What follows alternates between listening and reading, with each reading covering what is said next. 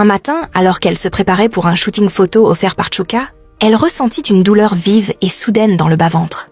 Comme une crampe, mais plus profonde, plus lourde. Elle s'assit sur son lit, essoufflée. « Peut-être mes règles ?» murmura-t-elle. Elle avala un antidouleur et continua à se maquiller. Mais les jours suivants, les douleurs gagnèrent en intensité. Son ventre se tendait. Sa respiration devenait courte. Puis, ce fut au tour des cuisses.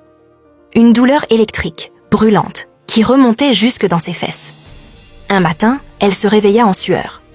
En enlevant son short, elle découvrit un liquide brun rougeâtre, mêlé de pus, qui s'échappait d'un point précis sur sa fesse droite. Une odeur horrible, acide, inhumaine. Elle cria. Sa sœur accourut et hurla en voyant la tache sur le drap. Au quartier, la rumeur se répandit. On dit qu'Amarashi pourrit de l'intérieur. Elle a mis quelque chose dans son corps, et maintenant ça la détruit. Même son fiancé ne veut plus s'approcher. Chuka, au début, venait avec des médicaments. Mais un jour, il cessa de répondre. Puis il envoya une note brève. « Je suis désolée, c'est trop pour moi. » Elle ne pleura pas. Elle resta assise, le regard vide, les draps trempés de sueur et d'odeur. Chaque jour, elle perdait du poids. La douleur était devenue permanente. Comme si quelqu'un avait allumé un feu dans sa chair. Sa mère l'amena à l'hôpital d'Aoka. Les médecins furent choqués par l'état de son corps. Elle fait une nécrose des tissus fessiers. Les cellules meurent. L'infection est déjà dans le sang.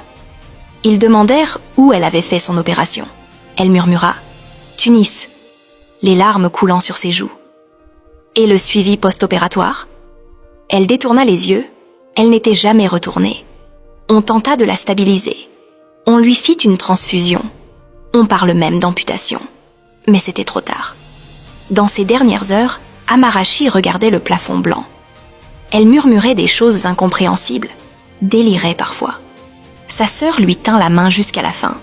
Et à 2h43 du matin, dans la lumière crue d'une salle d'hôpital, la plus belle fille du quartier s'éteignit, rongée par le rêve d'un corps qu'elle n'aurait jamais dû acheter.